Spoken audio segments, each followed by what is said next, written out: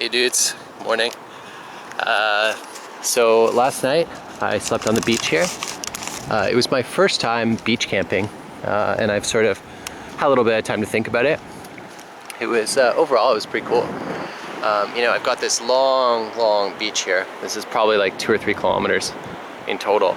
It goes all the way from over there. And it's kind of hard to show you from where I'm standing, but it goes a long way. There's maybe 5 or 6 groups camped on the beach. You know, there's our site back there. My buddy's there with his tent. We had a fire over by that log there.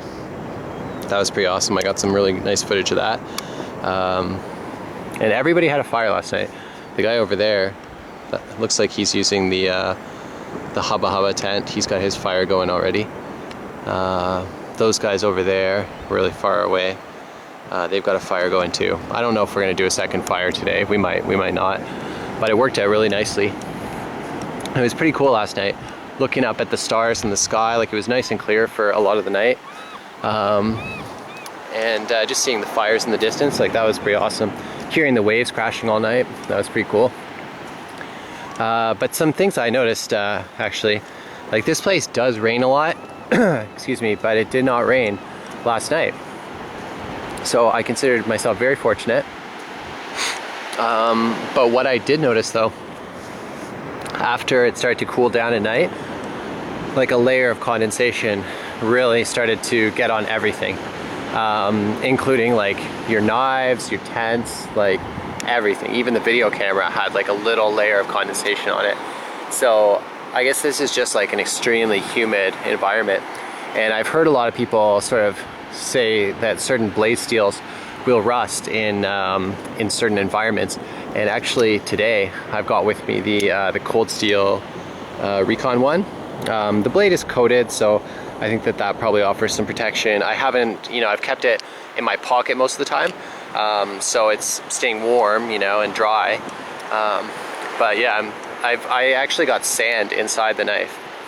It's better than it was, but last night I dropped it in the sand, and yeah, it's going to require a little bit of maintenance when I get back, that's for sure.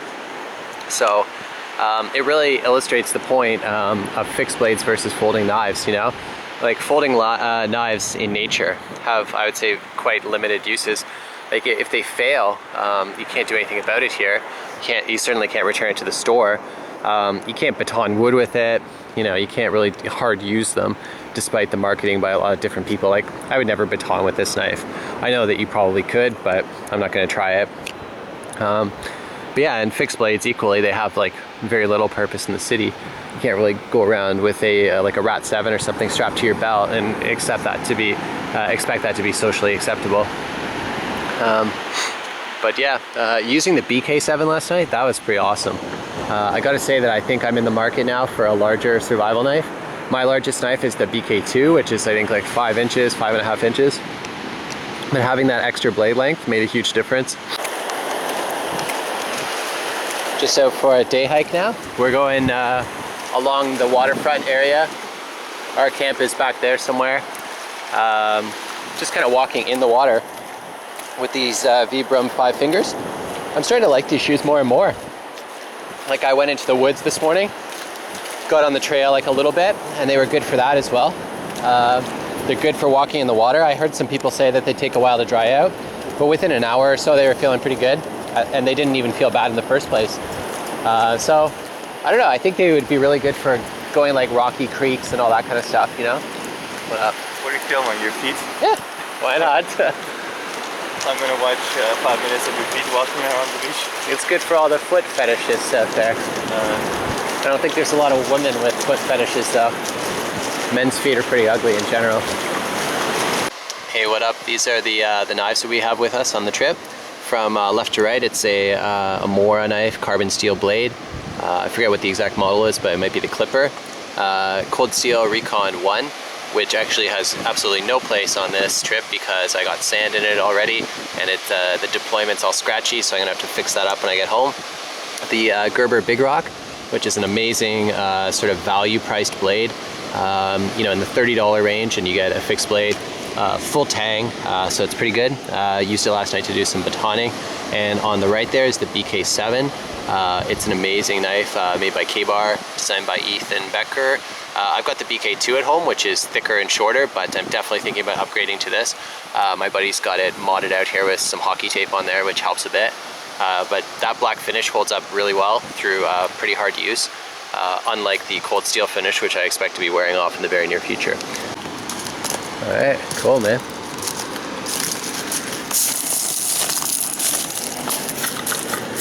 Check it. Whoa, is that a shotgun shell? Either that or a flare. I'm not sure. It looks like a shotgun shell, but the middle, the center, it looks different.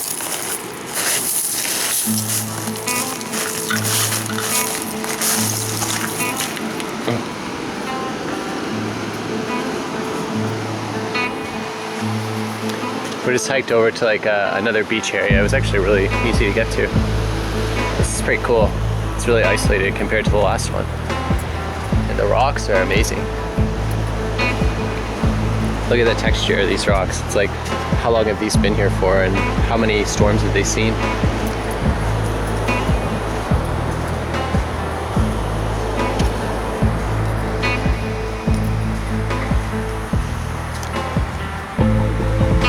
It's pretty cool. You can see the mountains up there, eh?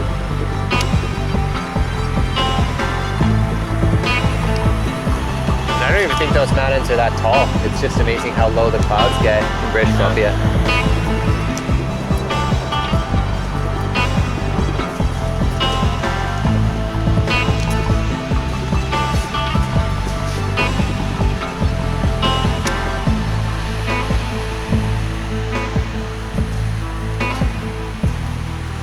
Yeah, this is amazing. I've never been out on the Pacific coast of Canada before. And by that I mean in Vancouver we're shielded behind Vancouver Island, so you don't get this sort of wavy stuff going on. But out here it's really amazing. Like, everybody comes to Tofino to surf, and like I'm starting to see why. And I don't even think that this is a particularly like wavy place. There's probably places where the waves get a lot bigger, especially during storms and things like that. The weather here is just amazing. Again today, it's just perfect, really. That's my buddy over there. Walking barefoot.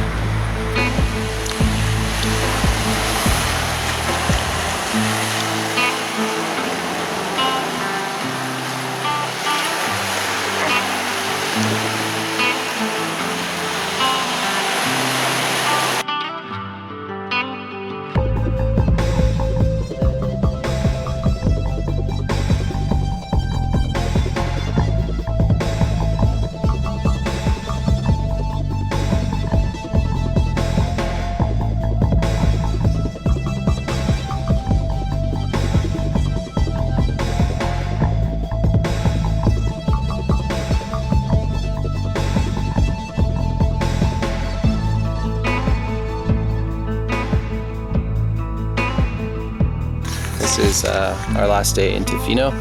The sun is still out, which is pretty cool. It was kind of cloudy this morning, but it's looking good now.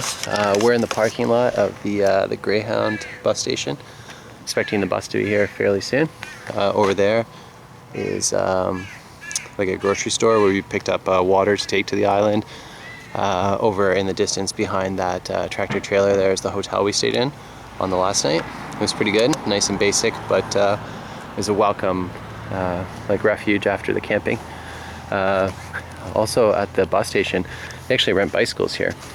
And my own bike is a Kona as well. Kona is a company that's, they make bikes in Vancouver. I believe Vancouver. They might have a factory in Washington State as well, but definitely Pacific Northwest, and they're good bikes.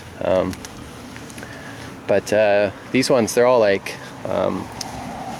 fixed gear, like single speed bikes, which I don't really care for. Also, I really noticed that there's a lot of corrosion going on with the bike.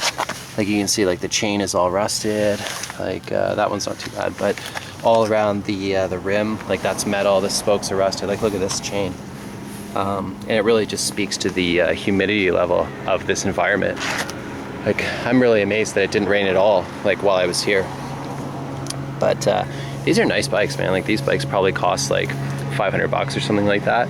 It's probably a few $1,000s worth of bikes here, and they're all getting rusted out just by the climate here. I'm assuming that they take them in like when it gets really rainy or something, but who knows, right? And yeah, it's interesting. But overall, the trip was really cool. I can't really say that I care for the town that much. I'll take you up here and just kind of crash through these bushes and show you the street. But it's just a very kind of like a small town kind of thing. There's not a lot going on here outside of nature itself. So I'm happy I didn't really spend more time in the town itself. There's a few hotels, like that one over there probably has like a nice view of the water and stuff, but there's nothing really that can compare to being in nature itself, you know? So I don't know when I'll be back here. Maybe 2 years, 3 years, I'll probably come back at some point. The camping was amazing, it was very rewarding. But the town itself is nothing special. I'm sure there's like nice resorts here or something, but I think that might be our bus coming there down the street. I hope so anyways. Yeah, that is our bus. So this is pretty much the end of the trip, in for like a long trip back to Vancouver now. But there's no place like home, and it was a good trip.